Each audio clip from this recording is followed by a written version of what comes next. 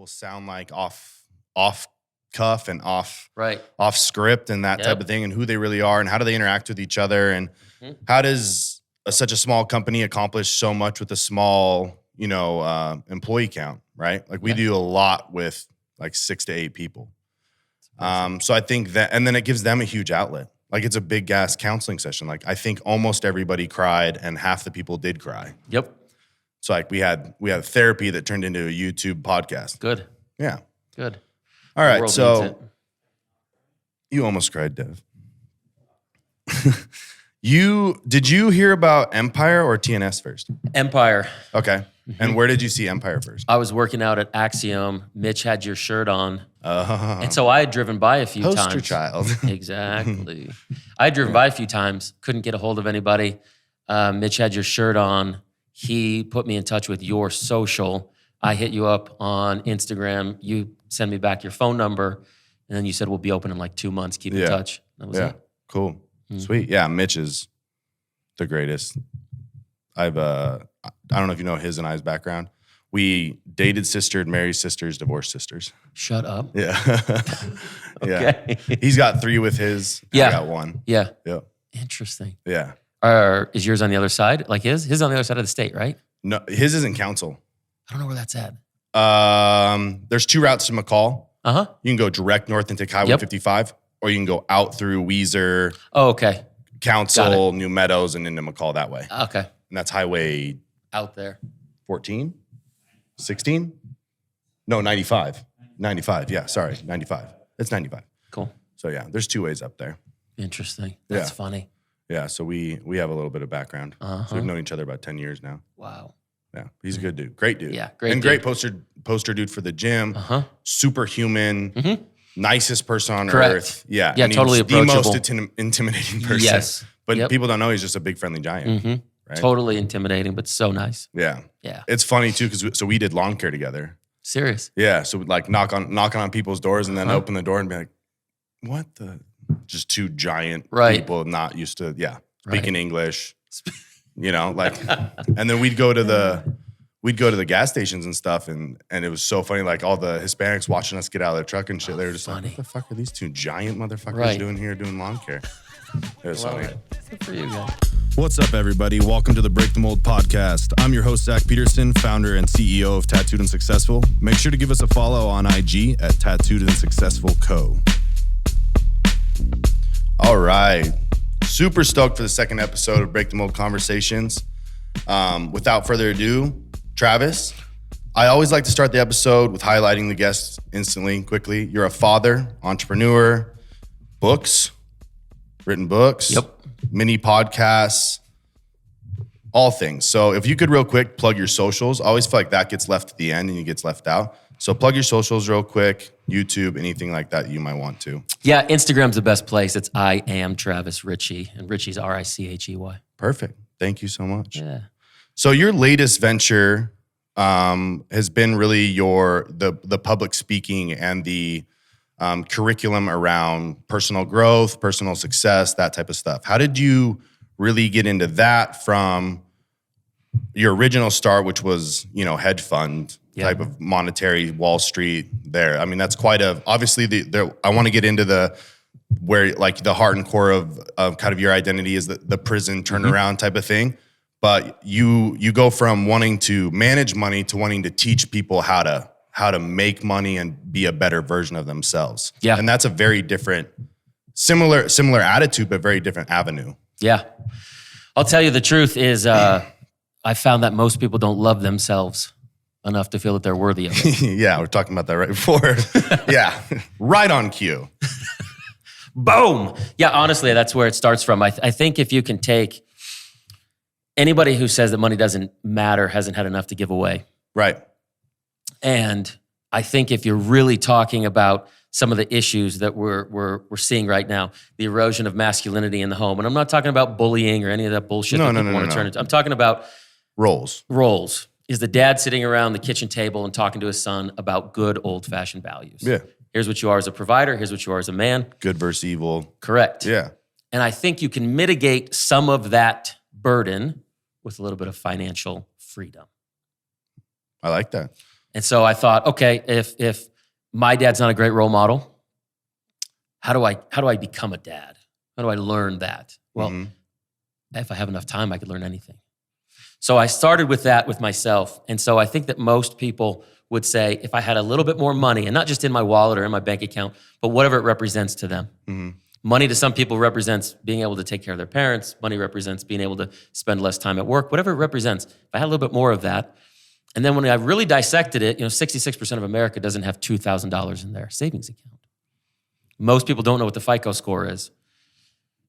How do I really boil this down to help people get out of this burden of financial literacy? Because the old 40 and 40, I'm going to work 40 hours a week for 40 years and then I'm going to retire, that's gone. Yeah. It's gone. So then I thought, if the literacy isn't the problem, then what is it? When I got all these cats in the room, guys with 9 figures, guys with 0 figures, guys that just got out of the joint, guys that never been to the joint, the answer, the microcosm of all of it was I didn't feel worthy enough to make it. Wow. That's fair. I like that. I like what you said. There was a podcast you're on. I forget his name, but he was he was up in Coeur d'Alene. Oh yeah, Eric. Yes, and you were on a podcast there, and you were talking about teaching the guys about like what success is when they're in prison, and changing that mentality from a victim mindset to an opportunity mindset. That's something obviously a lot different. I'm not in prison, not going through those types of things, but that's something that I really try to do here at TNS. Is anything negative that happens is such a tremendous opportunity to change and get better. Correct. What is the hardest thing you think about flipping that switch? How do you get, it sounds so simple, just stop being so negative. But it's so hard for people to do that. It's so hard for people to grasp that because it's not the easy way out. No. The easy way is to self-loathe and continue to make the same habitual mistakes that put you in that mentality. So what do you think is the easiest thing for people to try to start that switch? The first step they can take? Yeah, if we're going to dive deep, first off, it's identity. I would tell you that you sit down with 9 out of 10 people, they don't know who the hell they are. That's fair. And so when you sit down and you go, okay, like what? Let's remove money from the equation, time and everything that you want to do. If we get 78 birthdays as white males, North American guys, if we get 78 years on this earth, what does the headstone say? And I start there. Let's write it down. Everybody listening to this, grab a sheet of paper, grab your phone, the notes, Apple, whatever it is. What do you want the headstone to say? Because I promise you this, nobody stood around anybody's headstone and said, this dude was a great 9-to-5er. Right. Yeah. That's a good, yeah. Fair. So I start there. So like, if you really, people go, okay, I can stop being negative. All the podcasts in the world, all the self-help books, all the Amazon books, everything's already inside of you. We got this 2 million year old brain. It programs us to stay out of traffic. It programs us to stay away from the hot oven. It programs us not to ask the hot girl out. It programs us to stay stuck in the cubicle because we're afraid of fear. And so you have to battle that daily. And I think the bullshit around Instagram is that it's 15 seconds of fame. Right. Should be 15 seconds of grit. Yeah. You know this. People think you woke up yesterday. Yeah. And it was just here. Yeah. Like nobody wants to go back 10 years. Nobody wants the lawn care store. No one wants the grind. Yeah. But I do. You do. That's what you're really here for. And I bet when you hire people, when you bring people on, I don't know about you, but to me, a resume, man, I can teach you how to do this. Yeah. I can't teach you hustle. I can't teach you personality. Yeah. I can't teach you grind. I can't teach you loyalty. What's the number one here for people that constantly are applying? I think a lot of people are trying to find just a little bit way ahead and that listen to our podcast that are fans of TNS. Yeah. The resume is usually what people have to submit, but what's something that you look for on resumes that's different? For me, it's always something that I just want some sort of thing that shows me, I don't care that you switched jobs 9 times because you got 9 experiences. And to me, I can teach effort. I can't teach effort. Nope. And you can't teach experiences. But those 2 things, if people walk in with effort and experiences, you can coach them on anything, right? Because they've gone out and lived and experienced. So I think people tend to shy away from, listing everything. Don't list everything on your resume, do all that type of thing. And I always disagreed with that because I always want to see what you've done. Where have you been? Why did you do this? And then I have questions I can ask you. But if it's just cute, I don't need another cute resume. Nope. I think the biggest thing when people are applying, I forget the resume and what do I look for? Your question. Yeah. Sports. Okay. You like athletes? Yep. Yeah, and I don't care what it is. I don't care if it's competitive badminton. The fact that you showed up every single day for 2 hours. It's different. Like, it's different. So anything with the sport, I don't care if you failed, if you were a gymnast, anything with the sport, I love. Anything with animals, I like. So up here in Boise is different than hiring in California. And so anybody who's raised an animal for 4 years, right, they had to show up responsibility every so day. that thing didn't die. Yeah. So I like those two things, all from a resume perspective. Right. Just from a resume perspective. Now, when people walk in, I usually turn it over on the back of it and I start making my own notes. Right. And I That's start when with you the want to end hear in the mind. experiences. 100%. Right. I start with the end in mind. Right. What do you want to do? And this is where I think is interesting. And you've created a better culture than most. But I think when you ask that question, like, what do you want to do? Yeah. And not like here, 5 years, like, don't give me that wishy-washy, but like, what do you want to do with your life? Like, that's where I want to go. And if I can get you there, if I can introduce you to somebody, happy to. Like, go. Right. The last thing I want is for you and I to fight for 6 months. Right. Same. Then you file unemployment, and then I got to argue. Yeah. Same. Like, yeah. Just let me know, hey, I'm going to work here for 8 weeks. I'm going to show up Yeah. every day from noon to 5. I'll never call out. But after 8 weeks, I'm out. Love it. Yeah, exactly. Same. I loved it. If people just if I always say if we can be a stepping stone on your way to something greater, that is awesome. I love being a part of somebody's journey onto their version of whatever success looks like, right? Yeah. Right. So obviously success didn't come easy for you. And you got to tell the story of the indictment, the Arizona, seeing the flag from the cell, that whole type of thing. So this was in 2000. So this is how it started. Because it was a 6-year battle, right? 6-year battle. Yeah, long battle. Lots of fun. Yeah. For everybody listening, don't fight the state. They have unlimited resources. Yeah. They don't get tired either. No. They just replace the position. They do. I went through attorney after district attorney after AG. And so 2006, I had a small fund, Q4 of 06 to Q3 of 07, so less than a year. And that fund was a real estate fund. We raised a few $1 million, shut it down, paid everybody out. This was when we were taking opportunities prior to the quote unquote Great Recession. Similar to what's going on right now, this craziness in the market. When you guys just doing subdivisions, that type of stuff? Yep. Cool. Real estate stuff, entitlement, bring it in, sell it to the developer and move on. Yeah. And it wasn't a big fund. It was a few $1 million. It wasn't a big deal. Yeah. The state of Arizona, unbeknownst to me and my legal counsel, has a blue sky law that says anything over the threshold of $99,000 is a class 4 felony. Unregistered. Right. So if I sold this TNS hat to you for $99,100, I would register it as a security, as a transaction. The state of Arizona wants their money from that. Right. I had 66 of those. Yeah. So it's technically 66 felonies. 100%. Yeah. Yeah. Interesting. But I remember listening, you were federally fined. Sat down with the feds at the FBI and the SEC, Securities and Exchange Commission. A gentleman, Jason Lane, out of the regional office of the FBI, wrote me a letter on my behalf. Still have it at the office.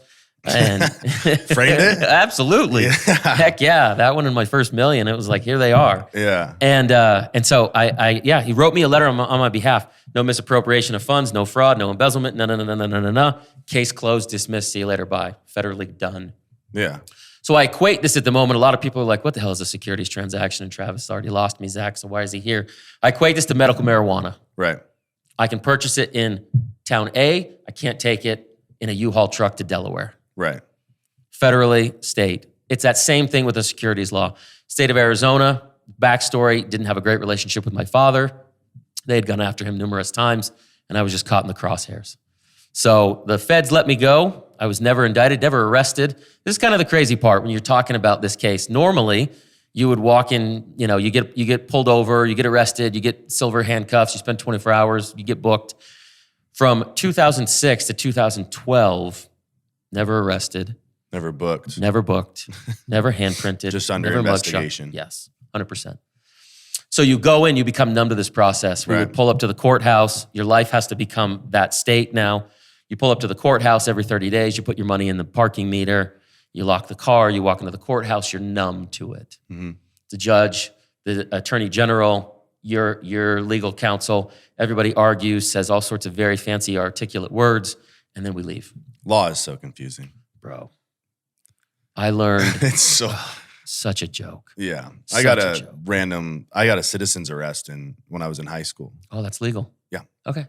All they had to write was on a little yellow notepad that I did a bunch of stuff and That was it? Yeah. DA took it. Shut up. And they were under 18. And they went to a rival high school. And I was a star athlete. Oh, that sounds fine. Yeah. Yeah, it's nothing fishy. Yeah, nothing. Post-it note, though. We got that. Yeah, and they didn't have to go to court once. Why would you? No, because they were protected by the state. Yeah, of course. Oh, yeah. Oh, your victims protect. Oh, buddy. Yeah. Don't get me started on that stuff. Yeah. We live in that society now. Yeah. Keyboard warriors. Yeah. That's what we've created. Yeah, that was the pre-keyboard warrior, sticky note warrior. Sticky note warriors. Yeah. You need a shirt. Yeah. So you get indicted eventually. They knock on my door. Give me a thesaurus. And this is how ignorant I was. This is this ignorant or crazy growing up with my father. I'm not sure which one. They give me this thesaurus, a book of indictment, and it is ridiculous. And I thought, man, this is just a big misunderstanding. And so I'm like, who is this guy, this attorney general? And so I go downtown, right? Just go say hi. Go say hi, bulletproof glass. The woman, she's like, you can't meet with him. You can't. You're going to get arrested. And I'm like, no, let's just chat. This is miscommunication. Yeah. She goes, this is far from miscommunication. You should get an attorney. You have 66 felonies. Yeah, it's a big deal. Yeah. I'm like, all right, so now it's game time. Yeah. So called, my cousin is a big East Coast attorney, and called him and said, hey, who's the biggest criminal attorney on the West Coast from a white collar perspective? And he said, this guy, if you can get in with him. By the grace of God, true story, I was driving down the freeway. I was 2 exits away from this attorney's off-ramp. His office rang me up and said, hey, if you can come in now, we'll meet with you. Yeah. So sat down with him. His name was Larry Debus, if anybody's curious to just late at night Googling a guy. No fingerprints left on his paws because he's that old. I mean, everybody from Charles Barkley's blowjob, running the red light. I mean, he's Jason Kidd. He's the guy. Oh. He's the guy. And so I met with him and he was like, this is a blender. You got yourself in a blender. I'm like, do tell. Yeah. Doesn't sound Doesn't sound right. So he's such a character. I spent so many years with Larry. But he would tell me, once you're in the blender, you never come out of the blender the same way you went in. I thought, okay. And so his job to me, and this is what I counsel now with a lot of these white collar boys, his job to me was, Travis, we're not going to talk about if. Like, we just have to mitigate if. Okay. So I got that day one. Like, this is happening. This is for real. Yeah. Long haul. Long haul. Big time fight. So 6.5 years later, I bought a Cartier watch for an attorney general. I put 20 grand in a duffel bag in hundreds for the judge. I had 4 or 5 different judges from my case. This is 6 years of walking into a courtroom. And when you really dissect this, folks, like, this is where it just gets nutty to me, and I always get excited about it because I was never arrested. Right. In the United States of America, folks. Yeah. I'm under criminal investigation for years, paying attorney's fees, never arrested. Nobody would believe you that was legal. Right. Nobody. They just let you walk? Yeah. So it went back and forth and back and forth. I turned over deeds to vehicles, deeds to houses, deeds to real estate parcels. It was one thing after another, after another, after another. There came a point, my wife and I were in our living room, and I said, whatever's coming next can't be this bad. Can't be this bad. Like, this is mentally, physically, emotionally, financially, spiritually, I'm wrecked. Right. This is crazy. Yeah. And so October 2011, we went before the judge. My attorney said, we're going to put this before the judge in the new year, which means you get the holidays with your family. My first plea deal was 6 decades. That one hits hard. Yeah. That one takes your knees out from underneath you. Yeah. And so we put it before the judge. They argued, we argued, and I stood there, and in my minute entries, he stood across from me in that courtroom, and the judge said, I'm going to make an example out of you. 2 years in the Department of Corrections. Silver bracelets, my man. Right there. Yeah. Across the courtroom, my wife, Melissa, my mom, my supporters. No time to prepare, no time to say goodbye, no time to do any of it. Yeah, because you were supposed to get the holidays. They're going to push for kind of an extension, something like that. Most white-collar crimes, you turn yourself in. Yeah. It's not a big deal. You get 4, 5, 6 months to get your affairs in order. Right. No. Yeah. Silver bracelets right there. Boom. Yeah. Wanted to be the hero. Mm-hmm. Okay. Game time. So you go in. You got some time served, right? Or none. Or you got some for... So what happened was they give us 2 years. I get 2 years sentence. State of Arizona has an 85% law. So you only serve 85% of your sentence. Okay. And then I got 90 days worth of good time. So I ended up doing 15 months, as I call it, 17,520 hours. Nice. Yeah. Nobody's counting. 6x9. No big deal. Yeah. No big deal. So while you're in there, though, that's where you found your you. Yeah, brother. Right? So that's where you came out of the blender differently? Yeah. All right. It's so true. Yeah. So, man, I got all sorts of wild stories for people. We can go off on tangents and then you guys can edit it later. So here I am. You're on the prison yard, and to give people kind of just a visual perspective of this. It's an old Motel 6, okay? I'm on the lowest minimum yard because I've literally never stolen a fucking Kit Kat. And so it's a T shape for everybody, literally like a T. It's a T shape. Half the yard is fenced off this side, half the yard is fenced off that side. And this side was the work side. And so everybody over here had a job. Monday through Friday, we left the yard. Because of my background in finance and my degree, I was able to leave the yard and take a job on the college campus. And you worked in the business center, correct? Yep. Small Business Development Center. And what college was that? Golly, you're taking Cochise College. Cochise College. Yep. It's now a defunct prison. It's actually non-existent anymore. And my charge, by the way, thanks to social media and all sorts of new securities laws, no longer exists. Anyhow, I digress. Yeah, fascinating. Yeah. So while you're in there, you created essentially a blueprint for prisoners to help mold themselves once they were going to serve their time, or if they're going to stay in, could have some sort of success with their work releases or whatever it might be. Financial literacy. It was a simple book. It said, don't buy a cheeseburger with a credit card. And it was just a compound interest book. How do I start at zero? And I thought, my wife would come and visit me, and every Saturday and Sunday she'd take 4-hour trek one way. And I'd say, I could fix this. I'd sit down with these guys. And one time I was walking the prison yard, fun prison story for everybody. Walking the prison yard over and over and over. It's all you do when you don't have anything else to do. And this group of Mexicans, and I don't say that it derogatory for everybody listening. It was literally, everything is racially motivated. And so this group of Mexicans came up to me, and it was a joke. And they said, hey, we know that homie FICO that you're talking about. Right. Right. And so it became a joke on the yard. But what I realized, and I would tell my wife, is I changed the culture on the yard. Right. Because everybody was financially motivated. Entrepreneurs just in the wrong industry on the wrong corner. Right. So I thought, all right, if you guys are going to spend 3 years here, 5 years here, let me talk about Equifax, TransUnion, Experian. Let's get your credit scores. I teach them how to get their credit reports sent into them. If they have a loved one on the outside, or they can write themselves. So we started at ground zero. Let me get your credit fixed. Let me show you how to actually buy things with credit. Let me show you how it's good, not bad. Let me walk you through car purchases and how to get rental insurance, all this fun, interesting stuff. The culture on the yard changed, bro. Right. It was lightning. It was epic. Yeah. You I just was on created fire. a little mini community. Yeah. And it really was. It was Bad incredible. Boys Business College. There it is. Yeah. It was incredible, man. And so you have these rules. I said it to Dusty before he started. Prison politics usually reigns supreme. What I mean by that is, like, when you're in there and you say something, that's really all you've got. And so when these guys really wanted to do something, they were committed because there was no distractions. way else to prove or distractions, 100%. Right? Check it. I'll just call somebody so they can tell you. Right. Not happening. Right. I can Photoshop this on social media. Yeah. Not happening. So it was really like, all right, let's write this down, number 2 pencil style. Where do you want to go with your life? What do you really want to do? Manifest this shit quickly. Yeah. And it became electric, man. And I realized that if these guys, and I say this all the time, the characteristics of the individuals didn't meet the crimes. And let me tell you what I mean by that. A guy would go in for car theft, but he wasn't a Barrett Jackson. Right. He wasn't a car enthusiast. He was a drug dealer. Right. He was a crackhead. So now he's incarcerated, and he's got this charge against him, a DMV fine, a motor vehicle restriction. Dude's still a crackhead. Yeah. Car or no car. Yeah. And so I use that analogy in life. How many people do we meet where their characteristics don't meet their true people?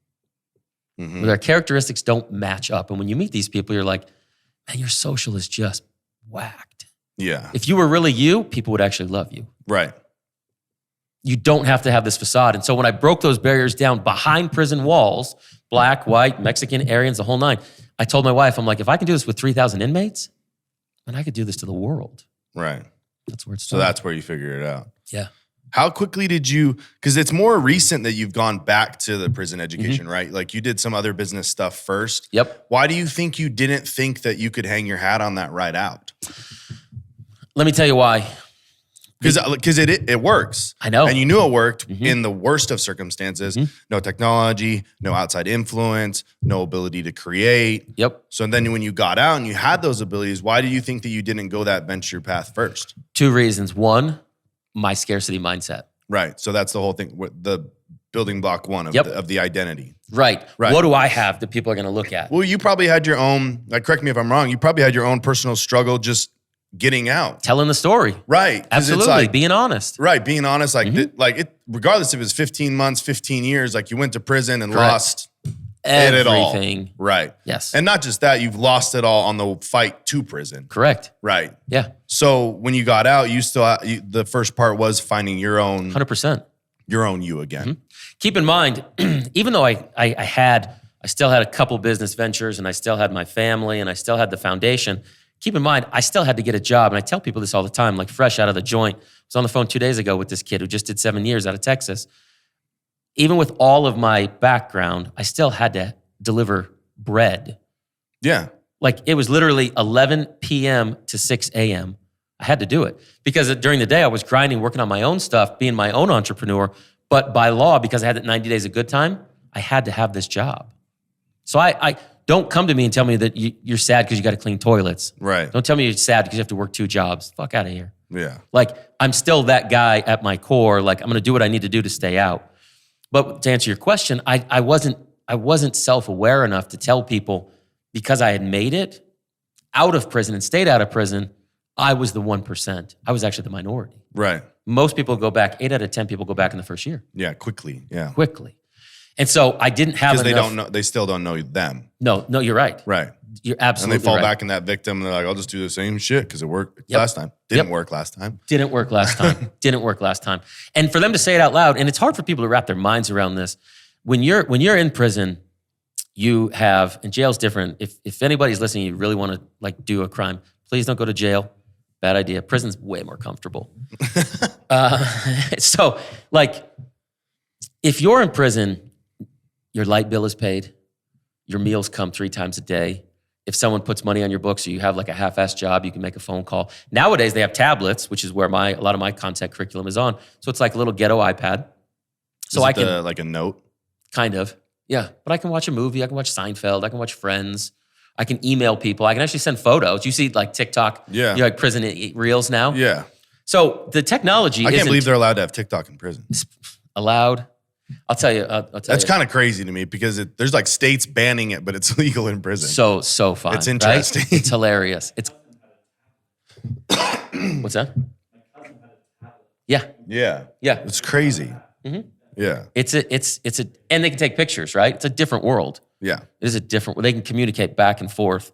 Anyways, I digress. It's nuts. But yeah, and to go off on a tangent, while we were inside, I had some things that I shouldn't have had. Everybody did. But you get a prison guard.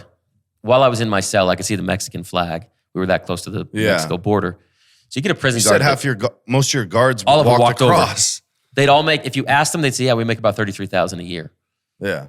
You keep that in perspective and you say, hey, here's the deal. I'm going to pay you $1,000 to get me a phone. And there's 3,000 inmates on this yard. Yeah. It's a nice income. Come on. Yeah. They'll go to the gas station and get that prepaid real quick. Real quick. Yeah. Real quick. Yeah. And so it became, right? And so then you start to get out more. And so on my yard in particular, we worked at the mayor's office, the police office, the sheriff's office, the fire department, city hall. There was a community garden. Cleaning, doing all of it. So now now collar jobs. You got 300 people who are very, very, very persuasive. Right. Out in the community. We'll leave it at persuasive. You mean to tell me that things don't come back? Yeah. Come on, man. Yeah. And so it became this culture. And so I started this sentence to tell people, a lot of these guys are comfortable. Right. Because from the outside, people are like, why would I want to be there? Yeah. Again, your light bill is paid, your water bill is paid, 100%. Yeah. We're creatures of habit. I had a guy that did my laundry. I had a guy that cleaned my cell. It was simple. Right. Annoying, uncomfortable, disgusting, terrible, atrocious. Yes. But it was simple. Right. And routine. And reliable. Nothing changed. And these cats get out and all of a sudden, everything changes. Forget about it. Everything changes every day. Every day. Right? We get a new iPhone every 6 months. Right. If you haven't been out in 6 years, man. Yeah. It's a whole new world out here. Mm-hmm. Try turning in an actual paper resume today. Yeah. People are like, I don't know what to do Just with email that. me. Correct. Yeah. What's email? Yeah. How do I get that on my phone? Yeah. How do I get a phone? How do I get a phone? Where's the Apple Does it store? open? Like, Yeah. Does it flip open? Does it flip open? Why is there no vegetables at the Apple store? Yeah. It's a different world. Crazy world. But yeah, so that's where I found myself, man. And I thought, okay, I can take this financial literacy curriculum. I can take it to the world. And most of what I found out, business, finance, interpersonal struggles, they all went hand in hand. So whether it was a guy that just got out or a guy trying to exit his company at 9 figures, both of them didn't feel worthy. Yeah. So you do the motivational speaking as well. Yeah. I think obviously I don't have the ability to relate to a lot of the prison curriculum. Yeah. Haven't been in, and that's fair. Yeah. But I think some of your motivational stuff has so much value in it because I appreciate the way you present it. I think is the best way. I think what's gotten, and you said it in one of your kind of funny videos where it's a guy in his basement screaming at you and stuff like that. And I think that became so popular, and V does it to some extent.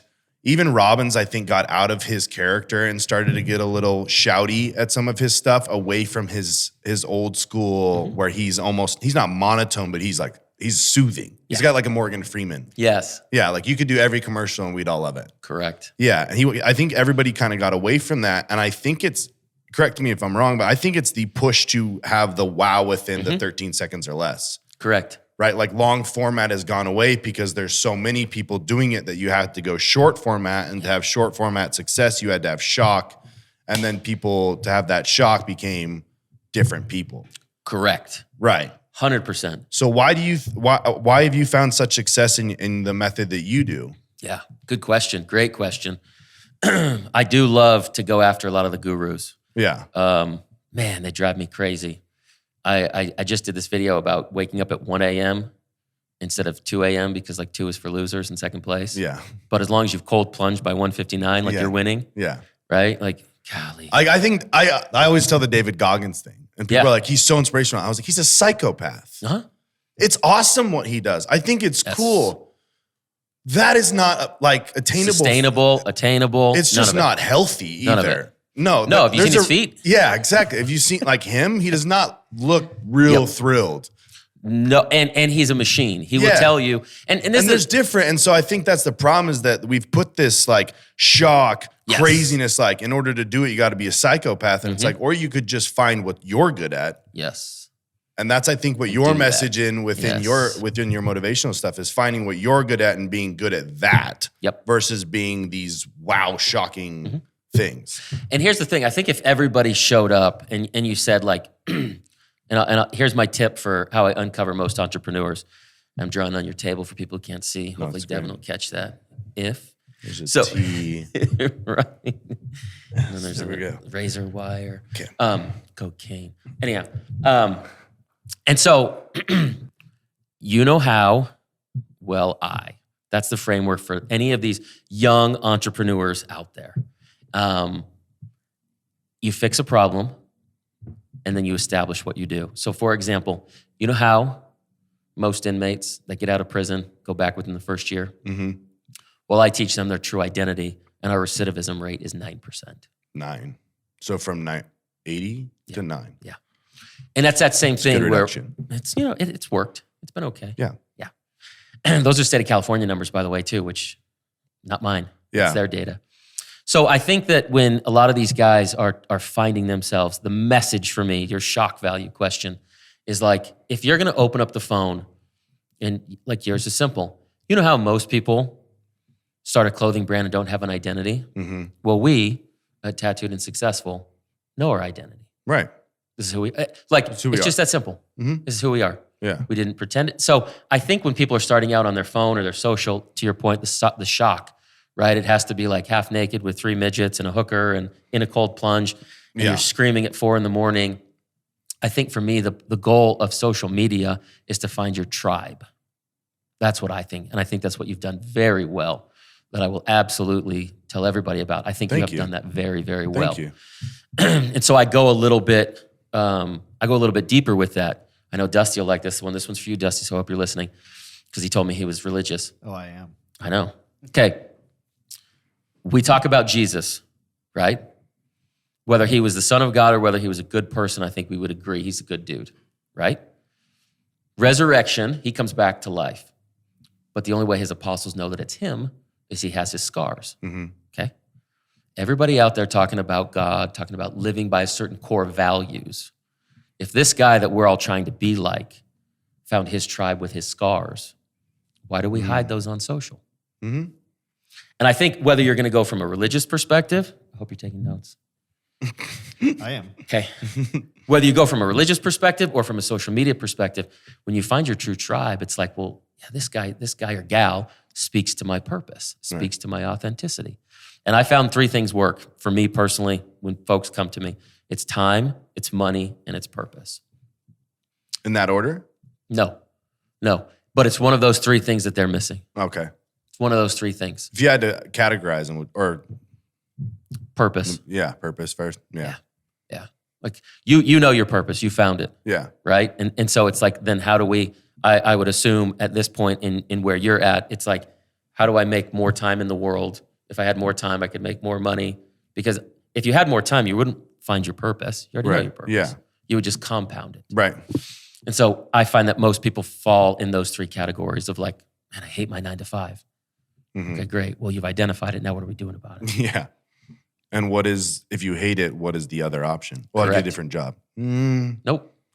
And then you hate your 9 to 5. You got it. Right. Yep. You didn't say you hated doing marketing and No. X, Y, and Z. You said you hated your job. And the real Every job's answer, a job. every I job. think that is one of the hardest things, is that people think that like when you get you've achieved much more than I have, and people have achieved much more than you have, and all those super successful people. And this is something I got very, very comfortable with, is that it doesn't get easier. Golly, no. I think people think that you get here and it's like, ooh, this is nice. No. I own the company. Like, that's cool. Like we made it. And then you're like, And every piece of mail that comes in, right. that gives you anxiety. Yeah, exactly. And so it's like, I think teaching people that like, it doesn't matter how high you go, how far you go, the job is always there. And so if you don't fall in love with the process of the job and find what the purpose is for you, it's so hard to hit that level of where you feel comfortable with your success. Yeah, the level of fulfillment. Right. Yeah. Yeah. What do I get to do each day that fulfills me? That's the biggest question. Just your point. Most people just quit another 9 to 5. What do you really want to do? Right. Well, I'm too scared. I didn't ask that. What do you really want to do? Yeah. Whiteboard it. So I tell people mental, physical, emotional, financial, spiritual, sexual, which we don't talk about often. What are those things and what do they look like in your world? Right. If any of them are empty. Yeah. And if you have a significant other, what do they look like for them? How many people do we know, and we know them, that are living in a I'm not going to call anybody out, that are living in one of those categories that's just empty. Right. And we're just biding time. Right. That's no way to live. No. And then it's going to affect other areas. And so you're going to be like, man, I'm incredibly in shape, but I can't sleep at night because the person next to me doesn't fulfill me. Right. Well, like, why don't we have that conversation? Yeah. I'm afraid. Yeah. Good. Let's unpack it. Yeah. So you're going to have the same conversation every day. Exactly. Right. So I love that. I love to dissect. I think I really care about people. I think that's what you've shown with your brand. I think it's what people talk about behind your back, is that you really care about people. And I don't think you can fake that care. Right. I think when you really want to pour into people, and I really want everyone to win. Right. I really do. That's why I put on events every month. I want everyone to get in the room and be like, oh, I needed a A or a B, or I needed a clothing brand. I want all of those boats to be lifted from the tide that's in the room. Right. That's one of my favorite sayings. And I said, I messaged all of our trainers last week because we had our largest payroll. Nice. And exactly. See, you say Nice. that. I was like, hell yeah, guys. I love writing these checks. This is awesome. Like, and my favorite saying is when the water rises, the boat rises, or when the tide rises, the ship sails further, and all the analogies or whatever. But I love those sayings because it's true, right? When we win, we all win. Yeah. And that's why I think you've probably seen it. My note I keep putting is we over me, we over me, we over me, because we forget that we is very powerful. Oh yeah. Me is not. It's just not. And when you can find that ability to pour yourself into others and to create that we mentality, and I think that's really what your curriculum does for prisoners, is you're pouring what you've learned into we, and it's just coming right back to you in the value it's creating for you, probably monetarily, but even more so purpose-wise. Oh yeah. Oh, Right. bro, the conversations that I get, Literally. Dude, the stories you probably have, like, oh, bro, you should just. I always say this to people that get to have as many actions or interactions as you have. Is if you could write like short stories and make a book, I think that'd be so much cooler than writing a big book about a life lesson. Yeah. If you were like, 30 Days with Travis, and it was a book that was 90 pages long, and it was 30 stories, 2 pages each of days with That would you. be incredible. Right. And you could text them at night and just do like a recap and create like a short book, turn it into an audio book. You read it, would be sweet. That would be incredible. I like that. I'd buy it. Yeah. That'd be awesome. Because you could learn hundreds of lessons through daily experience versus you're great with your words. You're an amazing motivational speaker. You're good with your content. You know your vision. You know your purpose. You can write a book about a life lesson or about a lot of life lessons. Yeah. But writing a book about the daily experiences and the lessons applied and making those applicable to people, I think would be something special. That would be insane. Yeah. I was trying to find a video for you. If I can find it without wasting everybody's time. No, you're good. If I can, I'm going to tell the story out loud. Just so I can play it for the audience. Yeah, as you're searching for that, I would say being able to sit in. Because I don't know if I'd ever have an opportunity to meet with all of your guests. Yeah. I love listening. Yeah. It's so much fun. Editing has never been so much fun because I get to hear the same stuff over and over, and everything I hear, I put into practice. Right. There's so many things for people to learn. And I think that's another great thing that you project towards people is that you always are learning and you're always evolving and you're always providing. That journey doesn't stop at some financial peak. No. Right? In fact, it expands. I tell that to people all the time. I had this conversation today. So one of my guys in my group just exited at 9 figures, and he just bought a $35 million boat. He calls it a boat. I don't think it's a boat at that point. That's called a yacht. Yeah. Or a house. Right. And so what's interesting is we were both Boston born. We both went to the joint. He exited at 9 figures. And so it's interesting because your levels and your conversations just change. And so I say to him, I'm like, bro, you really spent 35 racks? And he's like, no shot, bro. I put down 10%. And I'm like, he's educating me on this whole world out there of literally like, how do I charter? Sorry, I've never gone yacht shopping. Right. Yeah. And so it's like, it is just, to your point, it's just constantly evolving. And so I had this talk today with this young kid. He's 23 years old, started a business 3 years ago. Now, last year did 1.3. And he's like, I just feel like I'm stuck. And I said, great. Who do you hang out with? Write them down for me. And he wrote them down for me at lunch. And I was like, how much does this guy make? And he was like, you can stop. And I'm like, you know where I'm going. Yeah. Point proven. Right. This is the wrong group, my man. Group. It's the wrong group, wrong conversations. And that's sometimes uncomfortable for people to have. Right? Like, again, back to that mental, emotional, physical, spiritual, sexual conversation. If those people in your life are not rising tides, it's going to be tough. Okay, I found this video. It's draining. I'm going to see if we can actually play the whole thing here. You want to talk about wild stories? Keep going. That's my mom, because of my lifestyle, she took care of my kids. I won my kids in my divorce because that's the kind of wife I had. Okay. So I turned guardianship over to my mom. She comes out here to see me and visiting in 2019 before we had the COVID. She came out here and she's all excited because she brought my kids here to 10 Mile Church. Oh, wow. Yeah. And she was all excited. She told me about here, your kids are loving it. They're enjoying it. And they're really excited about being in church. So a few weeks goes by and she comes out there and she visits me and we had a conversation and it was a great visit. She brought my 99-year-old grandma. Jeez. Or she was 93 at the time, 98. Oh, she's just old. Okay, yeah. She brings my old grandma, grandma, and my 2 daughters with her. She takes them home. She drops them off at the house. She goes to get some pet food. She goes across the corner. Some lady is in a hurry, texting, going down Garrity and plows inside of her. So my mom laid in the hospital and took her 30 days to die out as her organs died in her.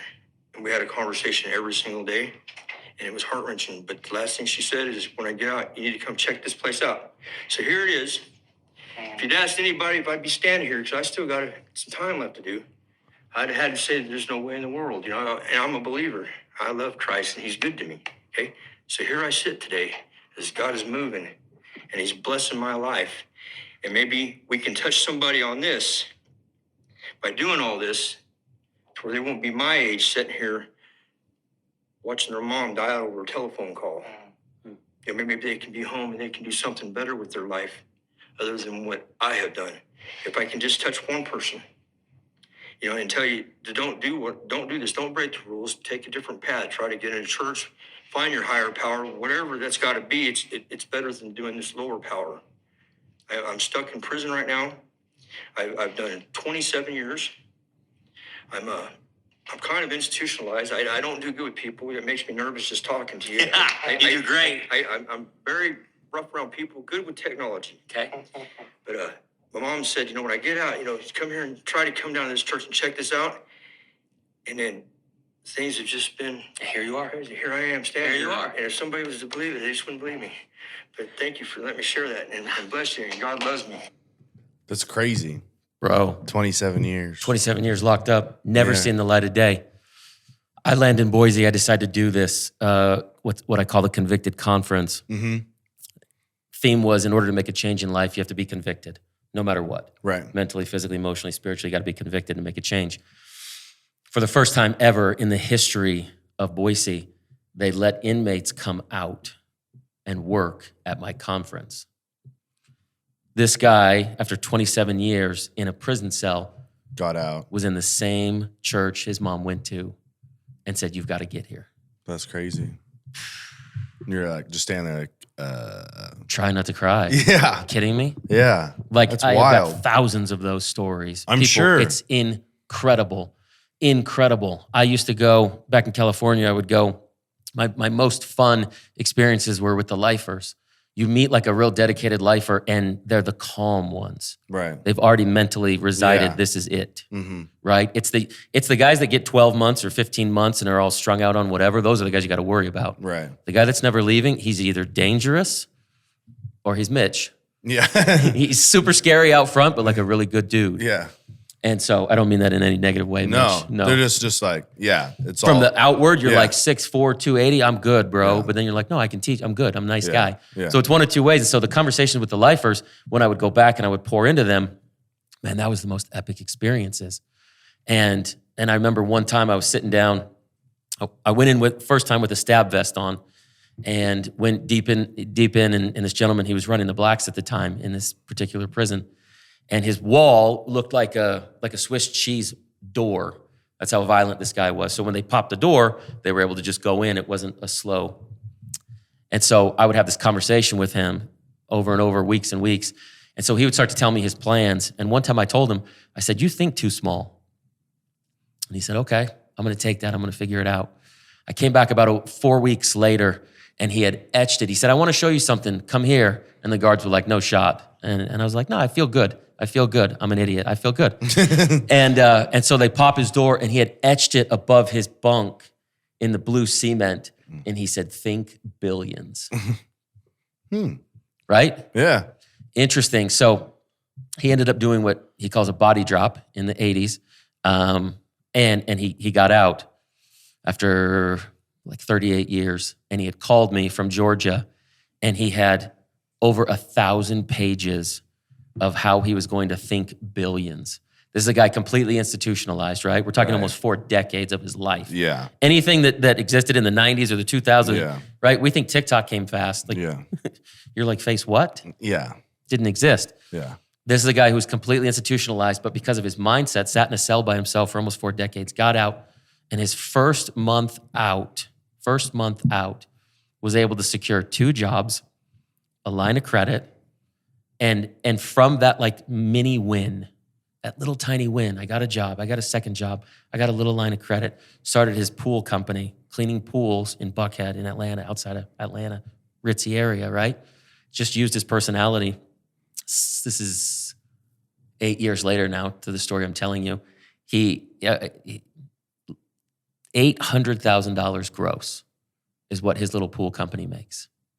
This is a guy who knows nothing about social, who Yeah. has no GED, who has no dad, no mom, no sister, no brother, no cousin, no aunt, no nothing.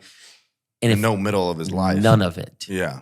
And so for everybody out there who's listening to this, disliking the 9-to-5 or follows your brand because they want to be like you or they want to start something like you or they wish that they had the intestinal fortitude like you, there are examples out there who have already done it. And if you've got 78 birthdays here on this world, how many of those candles have we blown out? Right. How many have we wasted? Right. That's the conversation to have with yourself to change. That's crazy. It's nuts, man. It's a beautiful thing. It's crazy to have that mentality after that long, to still have to want to work hard. Man. That's the hardest part, because you haven't, like, prison, I'm sure that you can make it work. Yeah. But it's not work. No. Right. There's nowhere to go. You couldn't possibly take the train anywhere. What's your consequences? Yeah. Going back to the same spot. Lock me up. Yeah, exactly. Like we did yesterday. Give me terrible food again. Yeah. So it's like to have a mentality when you get out that you're like, now it's my time to work after serving 40. What was he, 60 when he got out, or 50? Almost. Like 50. Yeah. He was like to 18 want to when he work went down. Yeah. To want to work when you get out, it's got to be a different type of person. Oh, man. And the drive. Yeah. So you've done this program now. Do you have numbers of how many people have used the program? Yeah. So on a weekly basis, I'm at about 660,000 people. Are using it? Yeah. That's wild. It's nuts. 27 states. Are you able to, do you sign up by prison? Is that kind of how it works? Yeah. So it's a business. Right. Because you can't obviously sign up by person. No. Because you can't contact. It's a back-end business, right? Yeah. So how it works is like this. Google and Microsoft. So the institutions, the prisons, the jails, the institutions, they have these tablet providers. Right. And so they want content on their tablets that's relevant and uplifting and all that other fun stuff.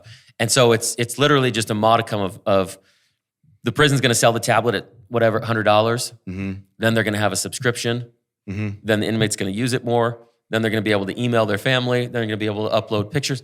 All of those things cost money. Right. It's literally, and so I said this 3 years ago, I'll say it now. I don't think you go to prison in 5 years without a tablet. For the first time ever, inmates can actually apply for the Pell Grant to go to college. They can take the courses, via the tablet. Via the tablets. Graduate degree.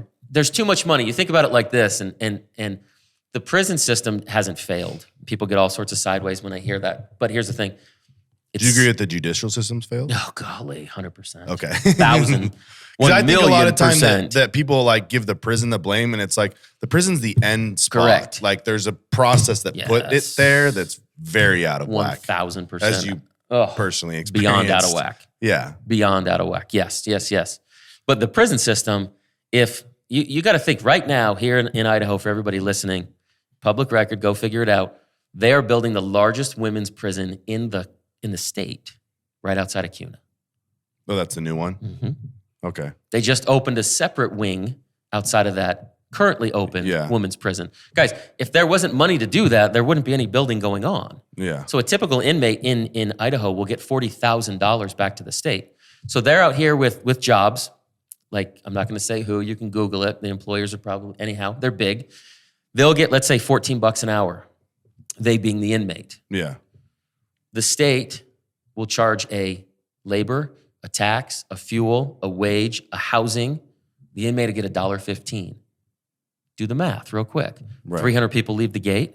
Yeah. State gets $12.78 an hour times 60 hours a week. Times come on, man. Yeah. This is a business. This is a $1 billion business. Yeah. So when I really kind of figured out that game, and I go, look, the prison system hasn't failed. This is working exactly how you guys wanted it to work. Yeah. If the judge in the judicial system wasn't screwed up, there wouldn't be anybody to put in. Industry. It's an industry. Yeah. So when I figured that out, I thought, okay, so I can fix this. If I give the guys the right information, if I can figure it out. We would go to the south side of Chicago. I mean, I sat down, Larry Hoover, one of the biggest gang members of all time, sat down with his entire family and said, all right, how do we fix this on the south side of Chicago? We went from basketball court to me, literally a middle-aged white guy, walking up to like 18 kids, all of them have a Glock but me. And I'm like, hey, do you guys know credit score? And we videotaped it, and to change their dynamic. They were like, I've heard about this. I don't know where to go. I don't know what to do in their own language, right? Yeah. I want to start a business. I don't know what to do. I don't trust anybody. Right. And you literally open up my phone and be like, look, Illinois, Secretary of State. Here's what it is, my guy. Yeah. I'll send it to you. It's $200 for a filing. Ready to go. Yeah. I'll do it right now if you got a prepaid. Yeah. It was literally like in that change, it made him feel like, man, I could do this. Now, EIN number, don't pay for that. Let me show you. Yeah. You need it. Here it is, SS4 form. Let's go. It's free. Yeah. Now you take these 2 forms, we're going to go to the bank. Yeah. Now you don't have to do this illegal shit bank any longer. account. Right. And man, just that, like, $200, like you said, Yeah. in 30 minutes of your time, Yeah. changes lives. Right. So I love to do that. I love to pour into those people. And that's what, to me, when I get those videos back, it just means the world. So do you go meet with prison, like 'cause some of them are state-owned, some are privately owned. So do you meet with like upper level management ownership of that and then just pitch your program to them? At this point, I got a bunch of other people that are doing it. Right. You probably don't have to pitch the program at this point. No, at this point, it's a the snowball. prison hears about the program and likes to add it to their prison and contact your staff. And you guys get them the curriculum. If they're a progressive, that's one of the biggest problems that you're kind of fighting right now. Yeah. So the real answer is this. States you're not in. Oh, come on. Yeah. Come on. You could, yes. Because if the curriculum works, I got a big problem for people. Right. There's no industry. Right. There's a lot of money missing. Yeah. There's a lot of jobs that have gone by. Yeah. So I'll give you an example. I interviewed this gal named Leanne Birch, South Dakota. Everybody can Google this, and I'm sure she'll kill me for putting her name out there, but she put her name out there. So she gets appointed by the governor to run the prison system, okay? She takes a whole tour of Europe and says, how come these people have almost a tenth of our recidivism rate? Right? There's no less drugs. There's no less gangs. Like, what is it? And so she goes over there and really immerses herself into it. She gives a beautiful story, much better than I will. This is a woman who had no background in corrections. Normally, like the director of prison will work themselves up angrily, right? Like after you fought like 400 inmates, now you're the top dog. Douchebags.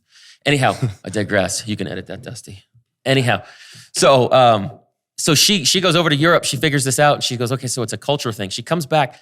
One of their prisons that was kind of like an outskirts, like a CUNA-ish, she says, we're going to get rid of the fence. We're going to talk to all of our neighbors. We're going to give these people real jobs. We're going to take them into the community with real clothes. And we're going to say, when you get out, here's how you shop at Walmart. Here's what a debit card is. Here's what a job looks like. And they would role play in the community. Employers would come in. They'd actually take them to like construction jobs and go, this is what it's really like in the real world. Assimilate them. Mm-hmm. Her words, not mine. She lost more staff than inmates for that decade. They couldn't wrap their minds around, I'm good, they're bad. The program worked so well, after the governor's term expired and the new governor came in, they shipped her to Utah. Put the fence back up. Absolutely, bro. Yeah. You ruined our industry. You got it. Yeah. Right? And so you start to see these, and there's a few of those that are out there that we've worked with. There's a group in Florida that's crushing it. This guy basically donated hundreds of acres of land and said half of it they're going to live on, half of it they're going to work on. And the numbers from people who will, it's like the pet program. You give an inmate a dog or a cat, and they start to take care of it. They feel loved. Right. Now I have to wake up and take this thing to, take a leak at 4 a.m. and responsibility, right? Yeah. And so you start to give these guys a sense of purpose, whatever it might be. It could be a job, it could be an animal, it could be whatever it is. But you start to see some of these examples of where it worked. Man, you got a big problem. So here's one thing that I think a lot of people struggle with, and I'll ask you, is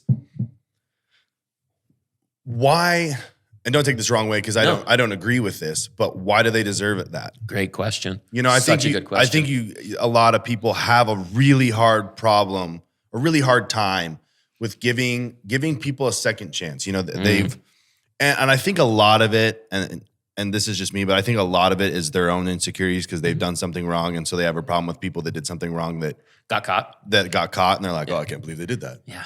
I would never do something I would like never that. speed. Yeah, exactly, right? Kidding me? I would never lie to my spouse. Right, and the other part that always has bothered me is you have no idea what the fuck happened in their life to why they got there in the first place, and you've given literally zero opportunity to learn. And that closed-mindedness always creates those conversations. But nonetheless, those conversations exist, I'm sure, every day in your life for you being a successful person, the way you look, the family you have. Why are you helping these people? What are you doing? Good. And obviously you were one of them and you did your time incorrectly, in my opinion, and amongst others. But nonetheless, you were a prisoner and you had that stigma when you got out. Yeah, still how do you have that ability to converse with people that why they get a second chance? Why are they going to be able to do this? Why are you helping them? Good question. Great question. So much to unpack. A couple things. Number one, from an economic perspective. Well, first off, it's a business and you're 80% of no. And 80% of these people are getting out. Right. So why not? So if you want some psychopath back in your streets, well then let's just continue doing what we're doing. Right. But if you want like a well-adjusted individual who wants a job and a white picket fence and a spouse and like 2.4 kid, like let's just train them on how to do that. Right. That it's possible. Let's show them examples of it. Right. So economically, for the people that are listening, you're going to have millions of people come back into that you were either going to take care of, right, or going to continue to dole out on. Right. Your taxes, my taxes that we get raped on. Yes. We're going to continue that, or we're going to teach these people how to fish. Right. You want to be part of the problem or part of the solution? That's it. Economically. Spiritually, I think we're all sinners. I think we're all terrible humans. I think we all fall short. Right. And I think most people don't really want to look inside of themselves and say that, right? If you said to yourself, not yourself, you say to these people out there, like, how do you need to get right with people in your life? Let's start there. How many times have you dicked around on TikTok at work? Well, you're stealing. Right. Every one of us, and I say this to every single person listening, has lied on our taxes last year. It might be $1. Right. It might be $1 million. It might be $10 million. We've all lied. Right. Oh yeah, that was a business lunch. Yeah. It was Chipotle, bro. It was for my kid. Ask me a business question really quick. Right. Ready to go. Yeah. Like, did I have a receipt? How's business? Good. Thanks. Awesome. Right. Like, we've all lied. And so to me, it just becomes exponential. If it's bigger, if it's smaller, who gets involved? And when the dollars get larger, the government wants to know about it. Yeah. Case in point. No, they don't want to know about it. They just want a part. They want a piece of it, brother. Yeah. They don't want to know. They don't even care if they know. They just want their portion. They just want their piece. Yeah. Yep. But then from a bigger, so if you can get around the economics of it, why it makes sense, if you can get around it from a spiritual perspective on why everybody needs a second chance or deserves a second chance, then I walk into how do I change the next generation? That's what keeps me up at night. Okay. The next generation that's in prison. Because you were pretty young when you went in, right? Their kids, 20s. Yeah. Their kids. So how do we... A boy right now in Nampa, by the way, there's over 1,000 children. We give them twice a year. We take care of backpacks and shoes and school supplies. I don't think just because your dad's a loser that you should be bullied at school because you don't have a pair of shoes. Yeah, we're going to be, our next block party, we got Foster and Hart that's going to be here, So and good. Idaho Food Bank, Veteran Entrepreneur Alliance, and Laurel's Legacy. So good. So we'll have you guys 4 raise a ton of money for that stuff. Yeah, so we'll do 4 It's charities. changing lives. Right. Tonight, there's 1,000 kids. For everybody listening, there's 1,000 kids going to sleep tonight without parents because their parents are incarcerated. Right. Right here in Nampa. Just in one. Canyon County. Yeah, okay. Canyon County. Tonight. For everybody who thinks Boise's super fun, upper class white people, Republican, yay. Yeah. There's 1,000 children going to bed tonight with no parents because their parents are a train wreck. Those are how do I get there? That's what keeps me up at night. And so how do I get to the people who don't have the conversations about financial literacy with their dad? How do I have the conversation about masculinity with little boys? How do I raise? I had this question for Jordan Peterson, face to face with that guy. What a freaking legend 3 weeks ago. Yeah. This was my question to him. So Jordan talks about lions and rabbits. And he says that there's no virtue in being a rabbit, especially for women in a world where femalehood is being cannibalized, right? Women's rights are gone, by the way, because now I can tuck something and I can pretend to be a woman. I can take advantage of women. Women's rights are gone. Now they're creating this masculine version of females. I have 3 little girls, very little girls. One of them who's 7, who's a wild entrepreneur. So I said to Jordan, how do I raise girls that are lions, but yet lovers? Now that's a quandary. I think that female stigma, we're putting women That kind of goes to his, what does he always say? He's like, it's better to be a dangerous man. a monster. Yeah. And have it under control. Yeah, than to be a weak man with no control. Yep. Yeah. And that's where we're at. So you're applying that to the female version To of my that. girls. Right. How do I genuinely raise that? I'm not worried about my boy, but how do I genuinely raise girls who are entrepreneurs because they see me, they hear my phone calls, they're going to naturally want somebody. Why is my dad home at 2:00? Why does my dad show up to everything? They notice these things at 7. Yeah. My dad's in every classroom. No other dads are here. One other dad. Like, it's different. So naturally, I know this, my wife knows this, they're gonna want those things. So how do you have that conversation? How do you have that dialogue to where I don't raise these monsters who are just like gonna run around and throat chop dudes, which is fine occasionally. But like, when deserved. Bunch of pansies out there. But how do I raise these girls that really want to be lovers? My wife's a lover. She's a mom. She's never had a job. She stays at home. Yeah. So it's a quandary for me. Anyhow, I digress. I think that conversation for me is what keeps me up at night. How do I change the next generation? How do I make sure that they feel loved when their parents aren't there? How do I make sure they feel worthy when they don't have the resources? And how do I pour into the literacy? And I can't tell you the calls I get of, hey, my mom told me to reach out to you because she took your course in how do I start an IRA. Like, that's life-changing. Did you guys see all the reel, the girl that was born in jail? Yes. And just graduated? Yes. Yes.